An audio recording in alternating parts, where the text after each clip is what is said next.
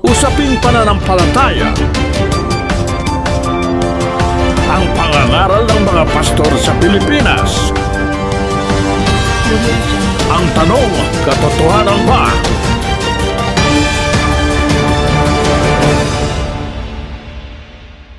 Hello guys!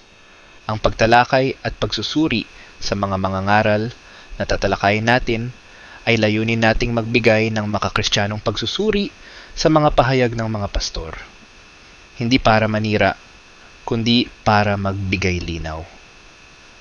Ating patutugtugin ng buo ang video upang maiwasan ang maling konteksto. At ginagamit natin ito sa ilalim ng prinsipyo ng fair use para sa komentaryo at edukasyon. Maraming salamat. Ang paksang mapapanood natin ay tungkol sa sinabi ni Jesus na nagbibigay babala sa atin. Dahil inilalantad niya ang panganib ng espiritual na pandaraya, lalo na sa mga huling araw.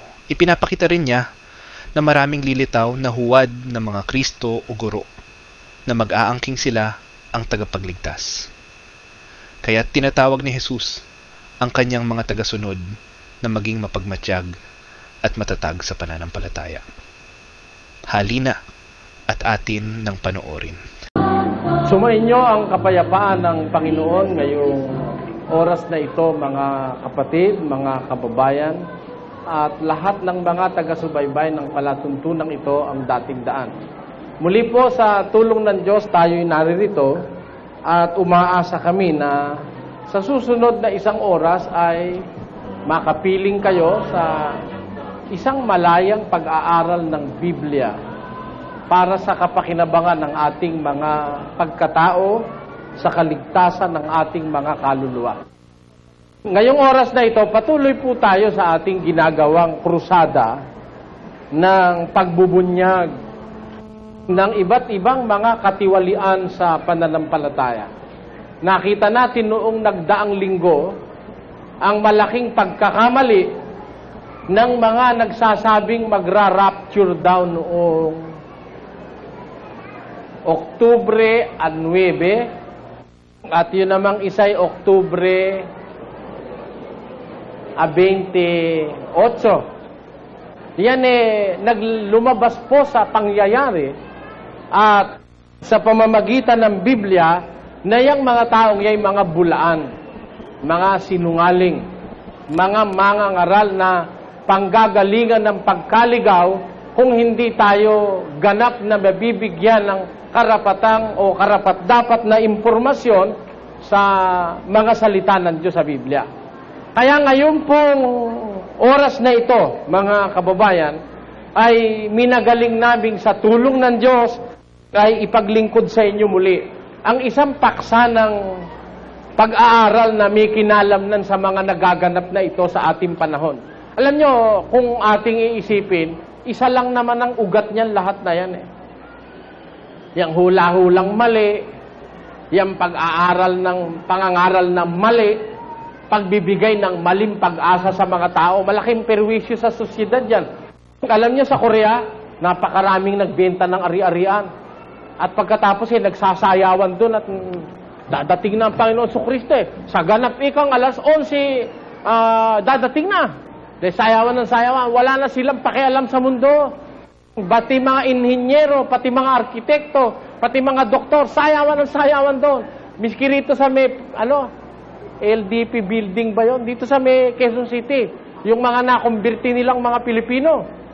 Ngayon, meron ding mga kababayan tayo na nagbenta raw nung kanilang pag-aari dahil nga naniwala silang yung rapture ay noong 28 at noong 9.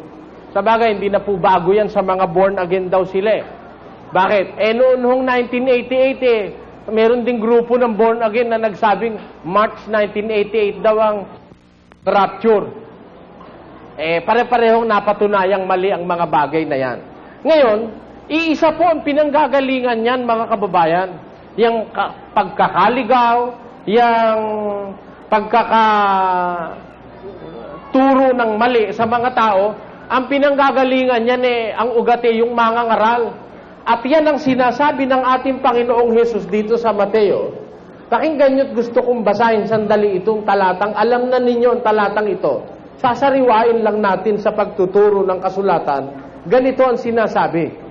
At sumagot si Jesus at sinabi sa kanila, mag-ingat kayo na huwag kayong mailigaw ni numan. Hindi naman natin pala masisisi si Kristo eh. May pauna siya eh.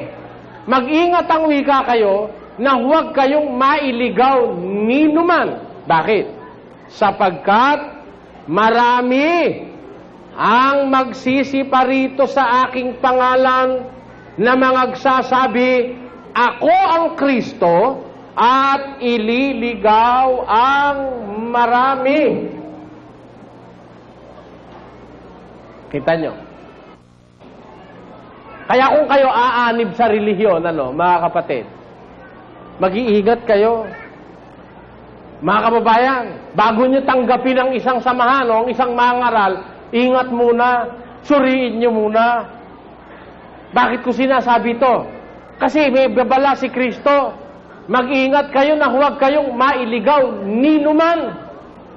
Sapagkat marami ang magsisiparito sa aking pangalan.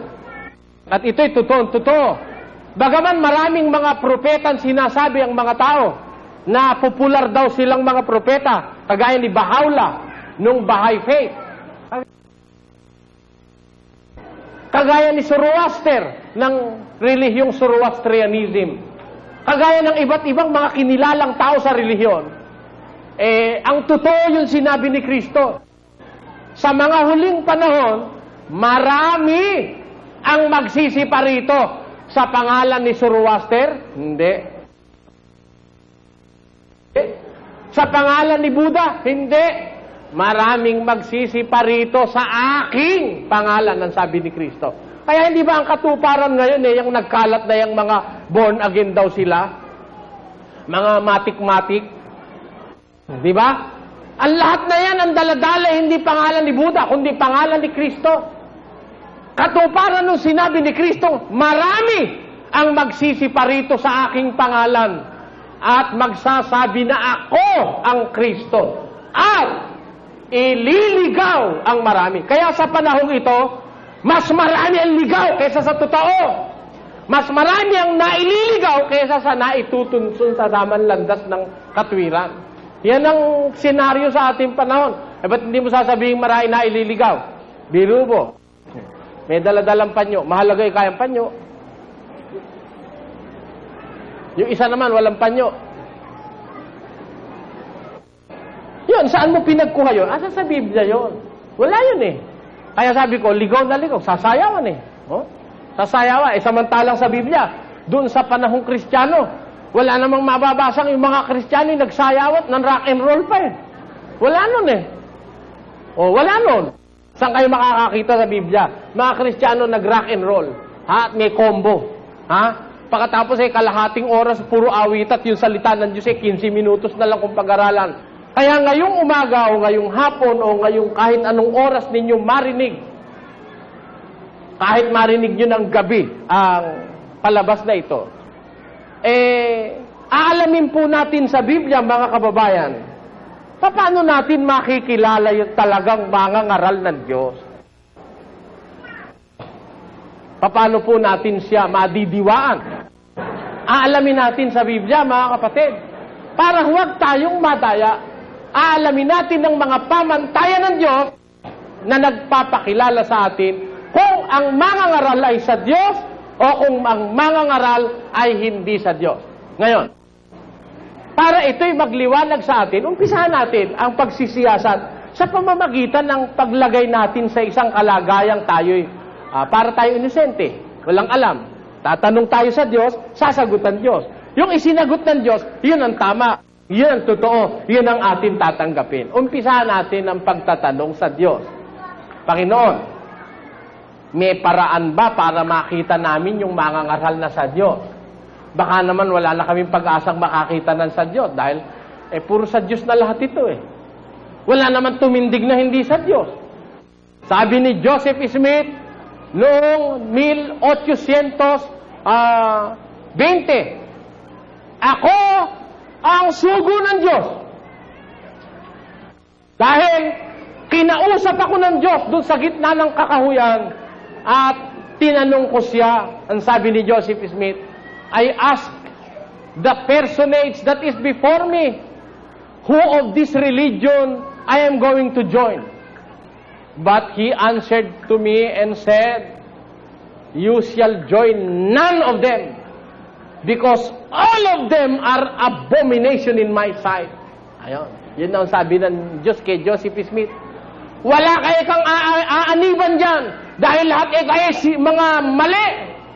Kaya ang sabi ng Diyos, I have a work for you to do. Ayun. Pupunta ka dun sa bundok ng Kumora.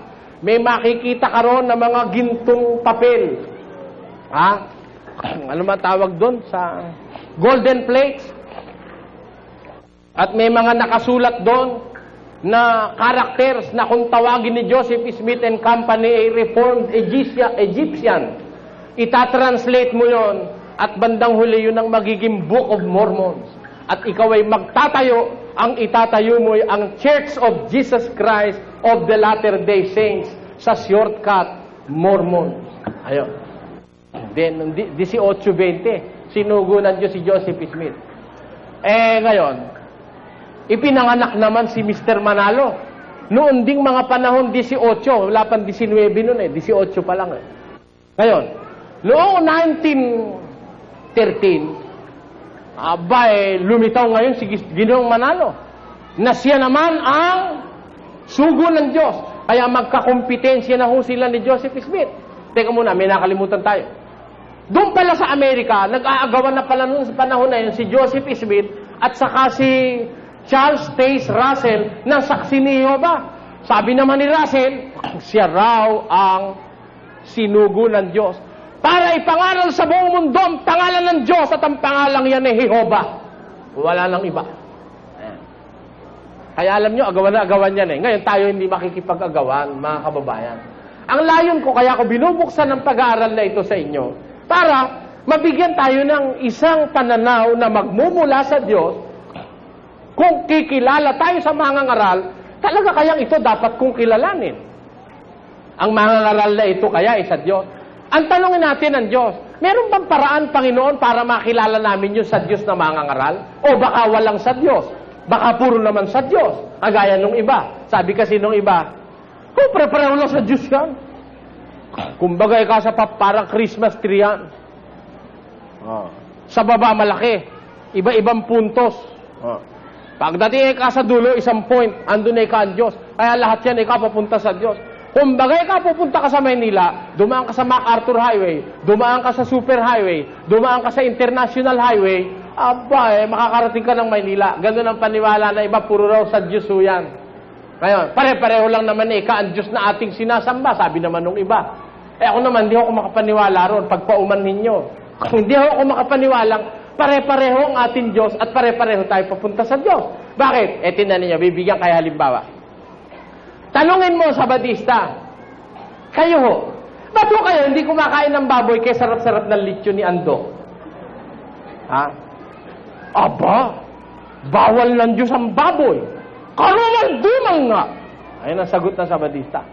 Sa makatid, yung Diyos ng Sabadista, bawal ang baboy doon. Ayan. Punta ka ngayon sa Katoliko. O, kapatid na Katoliko, ba't naman ikaw? Yung Sabadista ayaw kumain ng baboy, ikaw naman puro baboy ang ulam mo, araw-araw. Bakit masama ba baboy? Sabi ng Sabadista, masama. Hindi ka, walang bawal sa Diyos. Sabi ng Diyos, lahat ng makakain, kainin.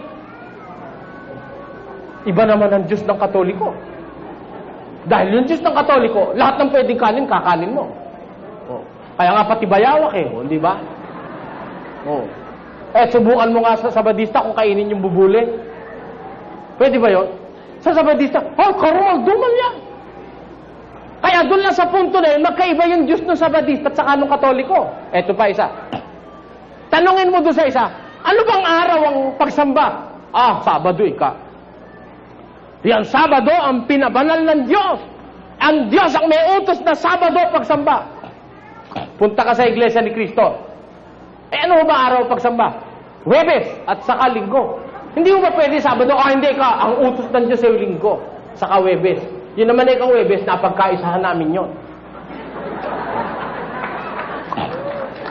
Ang tanong ko sa inyo, tanong ko, pareho ba ngayon ang Diyos ng Iglesia ni Cristo at ang Diyos ng Sabadista?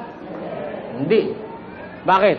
Yung Diyos ng Sabadista, bawal ang baboy, bawal ang talangka, bawal ang alimango, bawal ang walang kaliskit, bawal ang alamang. Maraming bawal. Pero yung Diyos naman ng Katoliko, walang bawal. Wala, basta makakain. Kakainin mo. O ganon din ang Iglesia ni Cristo. Iba naman ang Diyos ng mga charismatic. Bakit? Bawal ng Diyos magsigarilyo. Sabi ng mga charismatic. Sabi naman ng Iglesia ni Ginoong Manalo, aba, hindi bawal ang sigarilyo. Walang nababasa sa Biblia bawal ang magsigarilyo. Basahin mo diyan may bawal sigarilyo. Naisip ko tuloy, wala ring mababasa sa Biblia bawal ang magsyabu. Baka kaya libre rin ang syabu sa kanila. Dahil walang mababasa bawal ang syabu. Dahil wala yung syabu sa Biblia. Wala yun. Ganon ang katwiran na iba. Kaya dyan, makikita nyo, mga kababayan, hindi totoo pare-pareho Diyos natin Hindi totoo. At hindi totoo, papunta tayo lahat sa Diyos. Ngayon, alin ang totoo? Panginoon Diyos, gusto naming makakita ng mga ngaral na totoo. Ng mga ngaral na kagaya ng mga apostol. Kagaya ng mga propetang si Jeremias, si Isaiah, si Habakuk, lahat ng mga propetang dakilang mga mangangaral ng Diyos na hindi nagsisinungaling sa tao, sa katotohanan. Gusto naming makakita. Panahon namin panahon ng mga manluloko. Ito pong panahon natin panahon ng mga panggagancho, panahon ng mga pagliligaw ayon sa Biblia. Panahong mapanganib. May pag-asa pa ho ba kami makakita ng mga ngaral na sa Diyos? Ano ang sagot ng Diyos? Pakinggan nyo sa isang talata ng unang Juan, sa Kapitulo 4, versikulo 1, ganito ang ating mababasa. Mga minamahal, huwag kayong magsipaniwala sa bawat espiritu. Sino po ang nagsasabi ng talatang ito? Ang nagsasabi ang alagad na si San Juan. Ang kausap ang mga kapatid sa loob ng katotohanan. Ang sabi ni San Juan, mga minamahal, huwag kayong magsipaniwala sa bawat espiritu, kundi inyong subukin ang mga espiritu kung sila'y sa Diyos. Sapagkat maraming nagsilitaw na mga bulaang propeta sa sanlibutan. Ang tanong natin, Diyos, may pag-asa pa po ba kaming makakita ng tama, ng totoong mangangaral, hindi plastic, hindi manluloko? Ang sagot, mga minamahal. Sabi niya, huwag kayong magsisipaniwala sa bawat espiritu. Masama yung paniwalain. Masama yun. Sabi sa Biblia, mga minamahal, ito'y admonition na nanggagaling sa isang nagmamahal na mangangaral ng Diyos na si Juan. Ang sabi ni Juan, mga minamahal, huwag kayong magsisipaniwala sa bawat espiritu. Kundi, inyong subukin ang mga espiritu kung sila'y sa Diyos. May pag-asa pala naman tayo makakita na sa Diyos Meron ba? Meron. Sabi subukin ninyo ang mga espiritu kung sila'y sa Diyos. Bakit? Sapagkat meron pala naman dahil kaya tayo susubok Sapagkat maraming nagsilitaw na mga bulaang propeta sa sanlibutan. Kaya hindi basta dampot ka lang ng dampot. Bakit? Maraming lumitaw Kung ang madampot mo yung bulaan, kawawa ka. Kaya ka pinasusubok. Pinaglilibot ka. Kagaya nung ginawa ko nung araw. Nakinig ako sa saksi ni Jehovah. Nakinig ako sa pare. Kaibigan ko pa nga si Padre Reyes doon sa Film Life Parish Church nung araw. Tapos, nakinig ako sa Iglesia ni Cristo. Nagbasa ako ng iba't ibang libro ng relihiyon. Bago ako nagdesisyong sasama sa samahang ito, kumbaga sa kawikaan Tagalog nagsunog muna ako ng kilay. Kaya ako naman sinabi kawikaan Tagalog, hindi pwede sa English yon. Kasi yung araw, tinanong ko yung lola ko, Lola, bakit ba ako nagsusunog ng kilay?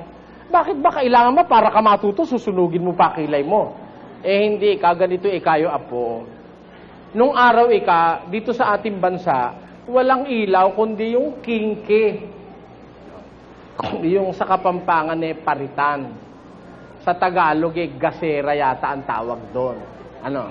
Na maliit na ilaw na kukuti-kutitap sa gabi.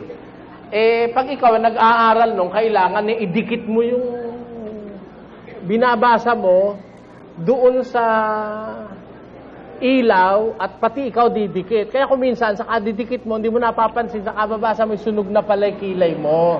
Ayon. Ganun pala kahulugan nung nagsusunog ng kilay. Ngayon, bakit kailangang magsunog ka ng kilay sa pag-aaral sa relihiyon? Kung yung nag-aaral ng abugasya, nagsusunog ng kilay, kung minsan pagka mahaba ang balbas at bigoti, pati bigoti at balbas nasusunog. Para lang matuto ng pagkaabugasya, lalo naman sa relihiyon. Lahat ng pwedeng sunugin, sunugin natin para lang tayo matuto ng relihiyon. Bakit? Sabi ng Biblia, huwag kayong magsisipaniwala sa bawat espiritu, kundi niyong subukin ang mga espiritu kung sila'y sa Diyos, sapagkat maraming nagsilitaw na mga bulaang propeta sa sanlibutan. Maraming mga sinungaling ngayon. Bakit hindi sinungaling? O, tinan ninyo kung di sinungaling. Biro mo, Trinitarian ka. Yung isa naman oneness. Pinababayaan mo sumamba yung oneness dun sa Trinitarian, at yun naman Trinitarian, pinababayaan sumamba yung miyembro niya sa oneness. Di kumbaga sa babae, nagpapalitan kayo niya ng asawa at nagkaapiran kayo niyan. Bakit? Sabi, kung talagang yun mali, hindi ka dapat makisama ron. Tama? Kung yun hindi tama, hindi ka dapat magkaroon ng bahagi ron. Pakinggan nyo. Sa isang talata ng 2 Korinto. Kaya kayo nakakahalata. Pinamimigay kayo ng pastor nyo. Pwede rin kayo makinig doon. Kaya lang, yung abuloy nyo, yun lang ang huwag niya ipamimigay.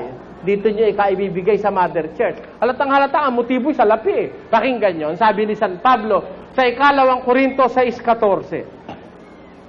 Huwag kayong makipamatok ng kabilan sa mga hindi nagsisisampalataya. Bawal o hindi? Ulitin ko. Huwag kayong makipamatok ng kabilan sa mga di nagsisisampalataya. Sapagkat, anong pakikisama mayroon ang katwiran at kalikuan? O anong pakikisama mayroon ang kaliwanagan sa kadiliman? O anong pakikipagkasundo mayroon si Kristo kay Belial? O anong bahagi mayroon ang sumasampalataya sa mga di sumasampalataya? Kita nyo, bawal ng Diyos yun na yung mali, sasamahan mo. Etong mga pastor ngayon, pwede kayong mag-apiran. Pwedeng sumambaron. Yung sinasabi nilang ecumenism. Na pwede kang dumalo ron. Mali ang pananampalataya nun, sabi ng pastor mo. Sabi naman ng iba, yun naman ang mali. Sabi naman ng isa, yun ang mali. Ba't kayo nagpapalitan ng ganon? Mali yun. Kung tama, tama lang. Bakit ganon? Kasi hindi naman mahal yung miyembro nila. Ang mahal lang sa miyembro nila ay pera. Kaya ang sabi, pwede kayong dumalo sa other Christian groups. Pero mga kapatid, yung abuloy nyo, love opening, dito sa atin nyo ibibigay. Di halatang halata. O kita nyo, natatawa yung mga charismatic na dating charismatic. Alam na alam nila. Si kapatid na Navarro, close up mo nga, charismatic yan alam na alam niya yung stroke ng mga pinanggalingan nila Ayan, si kapatid na Navarro, na isang biktima niyang mga matik-matik na yan. Ano ibig ko sabihin sa inyo mga kapatid? Kaya sabi ng San Juan, huwag kayong maniniwala sa bawat espiritu. Subukin nyo mga espiritu kung sila'y sa Diyos. Bakit? Maraming lumitaw na mga bulaang propeta sa sanlibutan.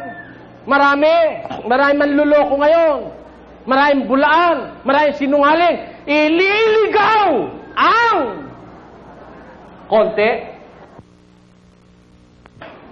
Ilan na ililigaw? Ililigaw ang marami. Kaya yung marami ngayon, tiyak na tiyak ko mga kapatid. O sige, gusto nyo, tawagin nyo lahat ng pastor na yun eh. Patutunayan ko, ang ligaw mas marami kaysa sa hindi. Kaya para wag maligaw ang marami, ito naman ngayon ang palatuntunang ang dating daan.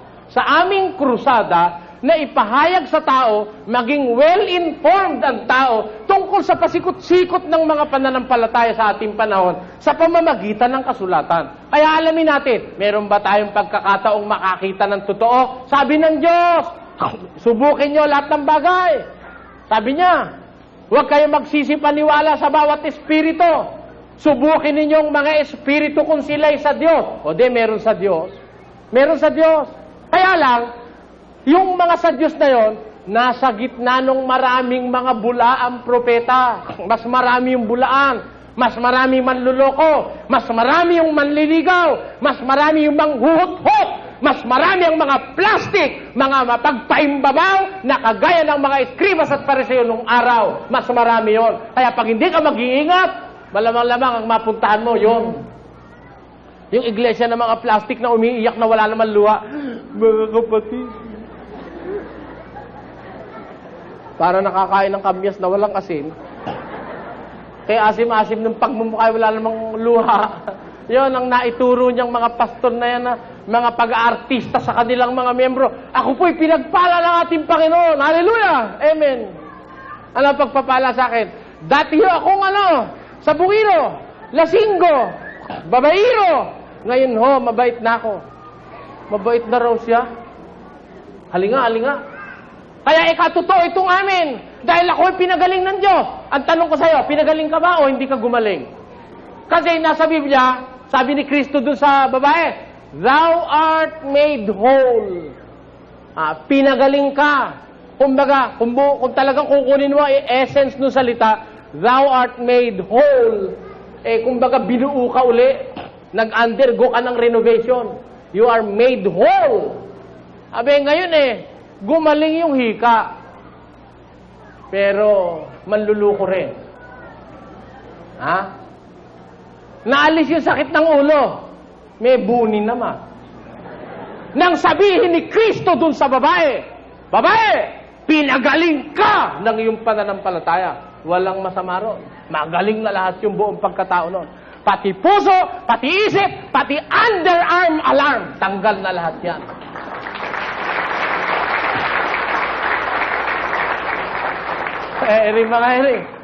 Gumaling daw yung hika niya, may bunin naman siya. Pero sumasampalataya pa rin. Kasi nga biktima ng panluloko ng mga taong masasama. Kaya tayo nag-aaral, alamin natin. Maraming mga mangaral ngayon, pero ang sabi ng Biblia, yung marami, manluloko. Maraming nagsilitaw na mga bulaang propeta sa sanlibutan. Subukin ninyo kung alin ang sa Diyos. Merong sa Diyos, pero mas marami yung hindi sa Diyos. Ang tanong natin ngayon sa Diyos, paano namin malalaman? Mas marami yung hindi sa Diyos. Paano namin malalaman yung sa Diyos? Ang sabi, subukin ninyo ang mga espiritu. Ayon. Yung aral, yung espiritu, yung katwirang daladala, susubukin mo para malaman mo yung sa Diyos. Bakit? Sapagkat kung hindi mo susubukin, at ikaw tatango na lang ng tatango. Amen. Kaya bago kayo aamin, bago kayo papalakpak, iisipin nyo, kung yung sinasang-ayunan ninyo ay nasa Biblia pa, pamumusong na sa Diyos. Sapagkat yung ministro ay nag-umpisa ng pamumusong. Umamen ka! Paulo kayo pusong ayon sa Biblia. Pakinggan nyo. Sa isang talata ng Kawikaan, ganito ang sinasabi sa 29, mga kababayan, sa versikulo 12. Kung ang puno ay nakikinig sa kabulaanan, lahat niyang mga lingkod ay masasama. Kita mo, maiiwasan mo ba yon? Pagka ang puno nakikinig sa kabulaanan, ang puno naniniwala sa kasinungalingan, lahat niyang lingkod na susunod sa kanya, pawang masasama. Sino may sabi nun? Hindi ako. Hindi ko kayo hinahatulan. Kaya lang pag napatunayang yung puno mo'y kasinungalingan ang sinasabi, umaamin ka, pareho na kayo ng puno mo. Nadadamay ka sa puno. Doon natutupad yung sinabi ni Kristo sa Mateo, Kapitulo 15, versikulo 14. Pakinggan nyo, mga kababayan. Pabayaan ninyo sila. Sila'y mga bulag na taga-akay. At kung ang bulag ay umakay sa bulag, ay kapwa sila mga huhulog sa hukay. Yun ang malagim na sasapitin ng tao. Biro mo, bulag yung pastor mo. Bulag ka rin. Kahit ano sabihin niya, amen ka ng amen. Kaya sabi ni Kristo, pag bulag ang umaakay, bulag ang inaakay, kapwa sila mahulog sa hukay. Halika rito kapatid, kanan. Amen. Kapatid, diretso. Amen. Diretso, kapatid. Amen. Hukay na pala yun eh. O, ganun ang ginagawa ngayon sa atin ng mga pastor eh. Inuuto tayo eh. Alam nyo, maraming nauuto ngayon, mga kababayan, lumalabas uto-uto. Bakit? Mga kapatid, taas ang kamay. Taas naman. Sumayo tayo. I got a Christian spirit down in... Sasayaw ka naman. Upo, mga kapatid. Upo ka naman. Luhod, mga kapatid. Luluhod ka naman. O, tumawa nga ika kayo? Tawa na naman. O, kayo ba, mga masasaya ba kayo? Oo. May mga pera ba kayo? Oo. Pinagpala kami ng Panginoon. Pinagpala tayo. Tayong lahat mayayaman. Oo. Wala po ba sa yung isa? Aba, hindi naman gano'n. Mag-isip kayo bago kayo. Kababayan ko, mga kababayan ko Pilipino, matagal na tayong ginawang object of ridicule niyang mga manlulokong mangaral. Matagal na tayong ginawang mga parang payaso na kung gusto tayong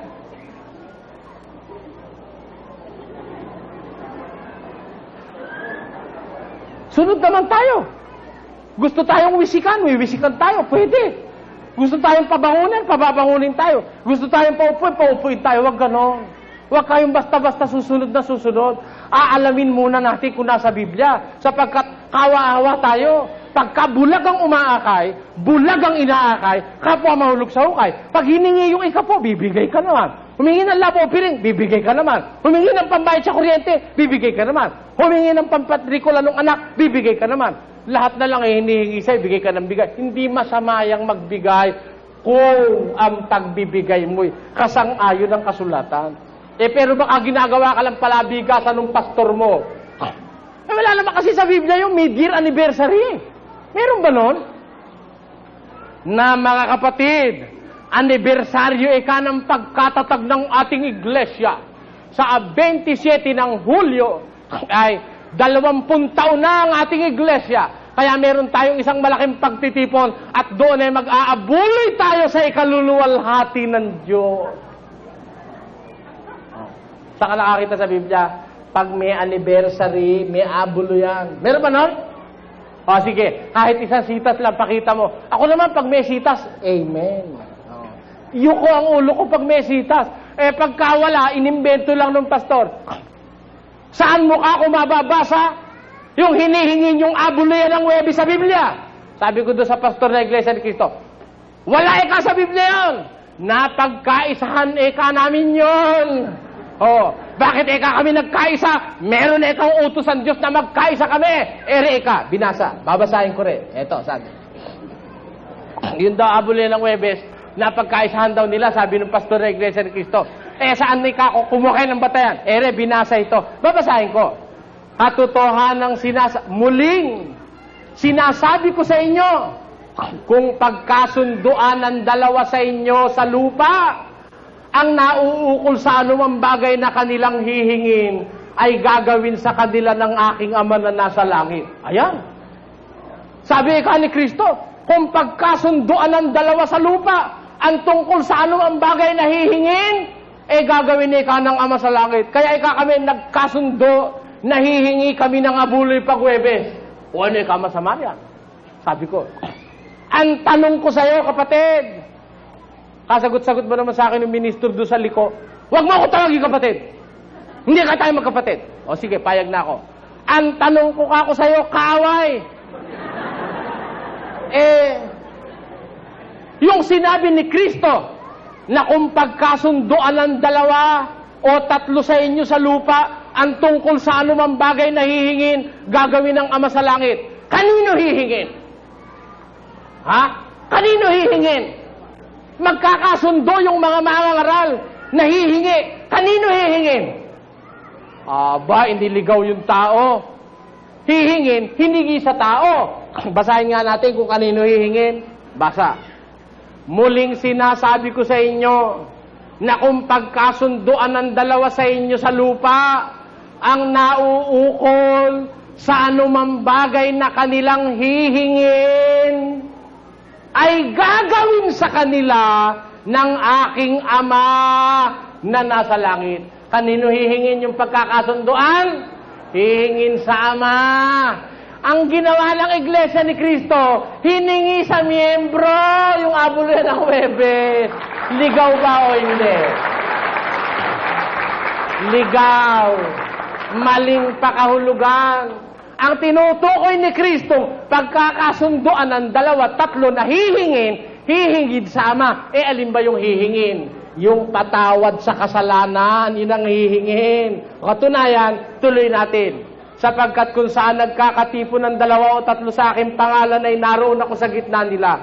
Nang magkagayo lumapit si Pedro at sinabi sa kanya, Panginoon, makailang kong magkakasala ang aking kapatid laban sa akin at siya aking patatawarin. Hanggang sa makapito, sinabi sa kanya ni Jesus, hindi ko sinasabi sa inyong hanggang sa makapito, kundi hanggang sa makapitong pito.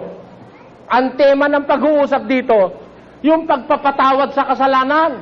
Kaya kung pagkasundoan ng 2, 3, ang hihingin sa Ama, ang isa ron yung pagpapatawad sa kasalanan, sa Ama hihingin, ipagkakalobe ka ng Ama sa langit. Ang katunayan yan, pakinggan nyo, sa unang Juan, ganito ating mababasa. Sa Kapitulo 5 at versikulo 16, At kung makita ng sino man ang kanyang kapatid na nagkakasala ng kasalanang hindi ikamamatay, ay idalangin siya at bibigyan ng Diyos ng buhay na ukol sa nagkakasala ng hindi ikamamatay. May kasalanang ikamamatay, hindi tungkol dito ang sinasabi ko na idalangin niya. At kung ating nalalaman na tayo dinidinig niya sa anumang ating hingin, ay nalalaman natin na nasa atin ang mga kahilingan sa Kanya ating hinihingi. Ayun. Ang tinutukoy na ihihingi mo sa Ama, yung patawad ng kasalanan ng kapatid, yung pabor sa kapatid, nung pakahulugan na ng Iglesia ni Cristo, hihingin sa Ama, ang ginawa, hiningi sa miyembro, abulo yan ng Huwebes. O paano ngayon yun? Yan ang sinasabi ko. Yan ang sinabi ng Biblia. Mag-iingat kayo. Sa bawat espiritu, huwag kayo maniniwala. Subukin ninyong mga espiritu kung sila'y sa Diyos, sapagkat maraming nagsilito ng mga bulaang propeta sa sanlibutan. O meron pa lang sa Diyos. Paano mo malalaman nyo sa Diyos? Malalaman mo ba yun sa bunganga ng mga ngaral? Kahit sino tumayo riyan, siya raw sa Diyos Tanungin natin ang Diyos. Panginoon namin Diyos, sabi mo maraming bulaan, pero meron ding sa Diyos. Paano namin makikilala yun sa Diyos? Pakinggan niyo. Sa isang talata ng 2 Korinto, Kapitulo 10, versikulo 18, ganito ang pahayag ng apostol na si San Pablo. Sapagkat hindi subok ang nagtatagubilin sa kanyang sarili, kundi ang ipinagtatagubili ng Panginoon. Ano ang sabi ng Biblia? Hindi subok yung nagtatagubilin sa kanyang sarili, kundi ang ipinagtatagubilin ng Panginoon. Hindi pwedeng kung sinabi niya, man of God, maniwala ka na agad. Hindi subok yon na ipinakikilala yung sarili niya. Hindi subok ng nagtatagubilin sa kanyang sarili. Sino yung subok? Yung ipinagtatagubilin ng Panginoon. Kaya yung tagubili ng Diyos, yung rekomendado ng Diyos, yon ang subok. Hindi yung inire-recommenda ng kanya sarili. Maniwala kayo sa akin, ako yung man of God. Maniwala kayo, ako yung sugo ng Diyos. Sabi ni Manalo, ako ang ibong mandaragit. Ako ang anghel sa sikatan ng araw. Ako. Agawan sila ng agawan doon. Ganun ba? Ang paniniwalaan natin, yung ipinagtatagubili ng Diyos. Eh, ang tanong, Diyos, ano ba yung subok na ipinagtatagubilin mo? Paano ba makikilala yung subok na ikaw ang nagtatagubilin? Basa, 2 Timoteo 2:15, ganito sinasabi ng kasulatan. Pagsikapan mong humarap na subok sa Diyos, manggagawang walang anumang ikahihiya na gumagamit na matuwid ng salita ng katotohanan. Ayun ang subok. Gumagamit na matuwid ng salita ng katotohanan. Kung gumamit ng Biblia, matuwid. Hindi paggamit na baluktot. Nakabasa ka. Ang nananalangin, itaas ang kamay. Anong ginawa mo? Iinagay mo yung kamay mo. Matuwid ba paggamit mo? Hindi. Ang nakalagay, iunat ang kamay. Ang ginawa mo naman, hindi mo inunat. Nagwawagayway ka. May dala pang panyo. Saan nakita yon? Ang sabi sa Biblia, iunat ang kamay na banal. Ang ginawa mo na, iwinagwagayway mo. Mali yun eh. Ang sabi, pagsikapan mo humarap na subok sa Diyos, manggagawang walang anumang ikahihiya na gumagamit na matuwid ng salita ng katotohanan. Kaya yung paggamit, doon tayo magiging curious. Kaya aalamin natin sa Biblia, paano kung gamitin ito? Yung subok na mangaral, kung gumamit matuwid, ginamit ito ni Joseph Smith. Ginamit ito ni Ginoong Manalo. Ginamit ni Charles Taze Russell ng Saksi ni Jehovah. Ginamit ni Ellen G. White ang Biblia ng Sabadista. Ginamit din ito ng mga paring Katoliko. Lahat ng mga ngaral gumagamit nito. Aalamin natin, sino ang gumagamit nito ng matuwid na paraan ng paggamit. Alamin natin nga. Gusto nyo, umpisahan natin? Sa susunod po natin pagtatanghal, umpisahan natin ang Mormons. Ginamit kaya ni Joseph Smith ang Biblia, ang matuwid na paraan ng paggamit ng Biblia, ng kasalita ng katotohanan? Kasi yun ang subok sa Diyos eh. Kung gumamit, ginagamit na matuwid ang salita ng katotohanan. Umpisahan natin sa Mormons. Ito po'y kahilingan ng ating mga regular listeners. Magabang kayo, magmumula sa susunod na Lunes, atin pong pag-aaralan ang mga kabalakyutan ng Church of Jesus Christ of the Latter-day Saints o Mormons na itinayo ni Joseph Smith. Pagkatapos, pagsusunod-sunurin natin yung iba't ibang mga ngaral na yan para tayo makasang-ayon sa Biblia na ang utos ng Biblia, subukin ang bawat espiritu kung sila'y sa Diyos. Wala tayong layong masama. Ang layo natin sumunod sa Diyos na subukin ang mga espiritu kung sila'y sa Diyos. Aalamin natin sa pagtuturo ng kasulatan. Sa videong ito, pinaalalahanan tayo na maging mapanuri at huwag agad maniwala sa lahat ng aral o tagapagsalita ng salita ng Diyos. Hindi lahat ng nagpapanggap na mula sa Diyos ay totoo, kaya't kailangan nating suriin kung ang kanilang sinasabi ay ayon sa katotohanan ng Biblia. Isa itong paanyaya sa atin na maging matalino, mapagmasid at manalig sa gabay ng banal na espiritu sa pagkilala ng katotohanan. Maraming salamat sa panunood. Please subscribe, like, and share. Mag-comment naman kung ano ang masasabi ninyo sa aking content.